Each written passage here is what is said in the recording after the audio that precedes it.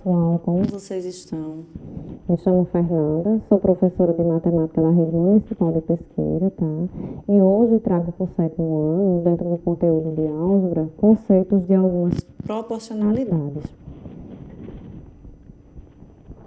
Então, grandezas é tudo aquilo que pode ser contado ou medido, como o tempo, a velocidade, comprimento, preço, idade, temperatura, entre outros. A grandeza, elas são classificadas em diretamente proporcionais e inversamente proporcionais. Então, as grandezas diretamente proporcionais, elas são aquelas grandezas onde a variação de uma provoca a variação de uma outra na mesma razão. Ou seja, se uma variação dobra, a outra também irá dobrar. Se uma triplica, a outra também irá triplicar. Se uma divide em duas partes iguais, a outra também será dividida ao meio, à metade. Então, vejamos aí um exemplo dessa proporção. Nós temos aí uma tabela onde ela diz que se comprarmos 3 cadernos, eles irão custar R$8. Então, observe que se nós dobrarmos a quantidade desses cadernos, nós também iremos dobrar o valor a ser pago. Então, se nós dobrarmos a quantidade de cadernos, nós iremos comprar 3 cadernos e iremos pagar R$16. Se nós triplicarmos esse valor do quantitativo de cadernos, nós também iremos triplicar o valor a ser pago. Observem aí que se eu comprar 24 cadernos, eu irei pagar R$64. Mas se eu dividir esses 24 em duas partes iguais de 12, se eu comprar apenas 12 cadernos, eu irei pagar apenas a metade desse valor. Então, é isso que diz essa proporção. Nas grandezas inversamente proporcionais, elas estão presentes em muitas situações do nosso cotidiano. Tá? E em matemática ou física, nós chamamos de grandezas tudo aquilo que nós podemos medir, mensurar ou quantificar. Então, na maioria dos casos que vamos estudar aqui, nós veremos que essas grandezas relacionam-se, isto é, à medida que uma delas varia, a outra também irá variar.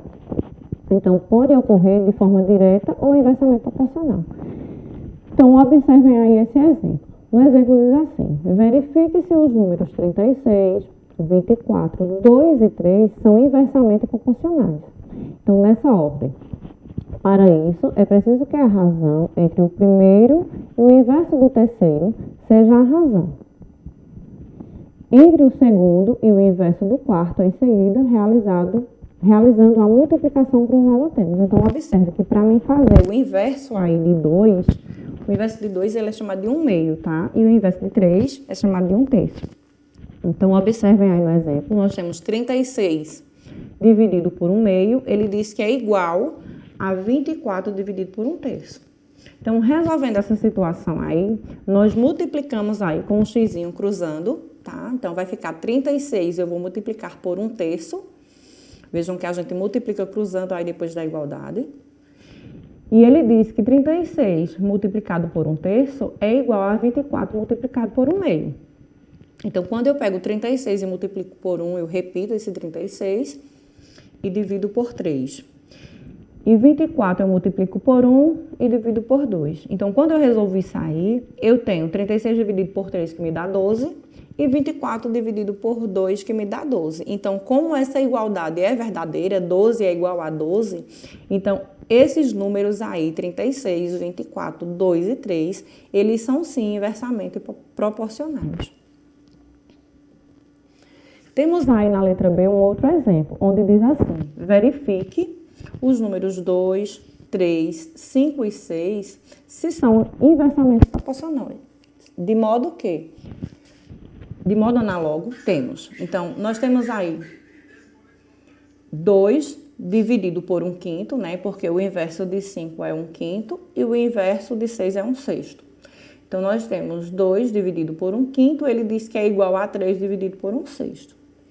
E aí, resolvendo aí essa proporção, nós multiplicamos aí cruzando, nós temos 2 que multiplicam um sexto igual a 3 multiplicado por um quinto. Vamos aí novamente multiplicar cruzando. Vai ficar 2 vezes 5 igual a 6 vezes 3 ou 3 vezes 6. É a mesma coisa, na multiplicação não importa a ordem. Nós vamos ver aí que 2 vezes 5 é 10 e 6 vezes 3 é 18. Então, 10 não é igual a 18, ou seja, essa proporção ela não é verdadeira. Esses números 2, 3, 5 e 6 não são inversamente proporcionais. Tá? Então, aí vimos um exemplo de uma proporção verdadeira e de uma proporção inversa não verdadeira. Na propriedade fundamental da proporção, quando nós fazemos a proporção de duas razões, nós iremos ter os termos dos meios e dos extremos exatamente iguais quando nós resolvemos aí esse probleminha, tá? Então, nós temos aí 5 oitavos igual a 10 16avos. Ou seja, 5 dividido por 8, nós sabemos que na fração é a mesma coisa que a divisão, tá? Ele diz que 5 dividido por 8 é igual a 10 dividido por 6. Só que, para ser igual, nós temos que multiplicar aí os meios pelos extremos. Então, ele diz que quando nós multiplicamos aí os meios, que é formado por 8 e 10, dá um valor. Esse valor tem que ser exatamente a multiplicação dos extremos, ou o resultado da multiplicação dos extremos. Os extremos aí é 5 e 16. Então, vejam que quando eu multiplico 8 por 10, eu tenho 80. E quando eu multiplico 5 por 16, que são os extremos, eu tenho também 80. Então, essa proporção é verdadeira.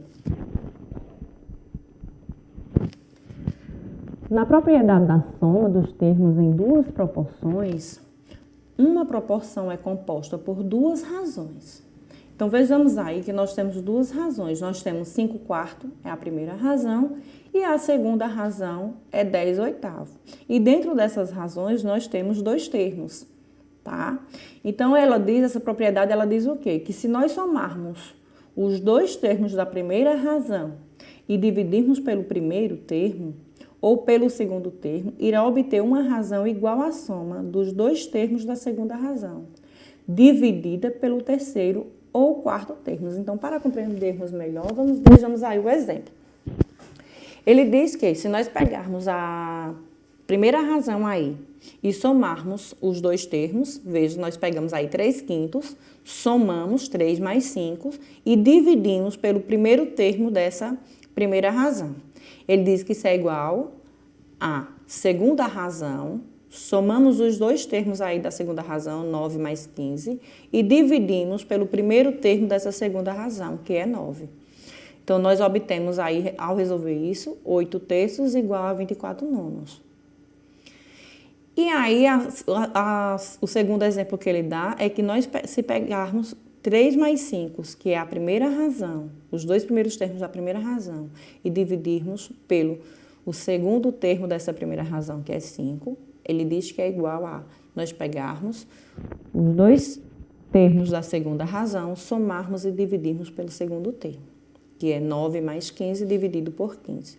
Tá? Então, nós obtemos aí 8 dividido para 5 igual a 24 sobre 15 avos. Então, essa proporção, ela forma duas outras proporções iguais entre si. Então, observem aí que essa proporção também ela é verdadeira.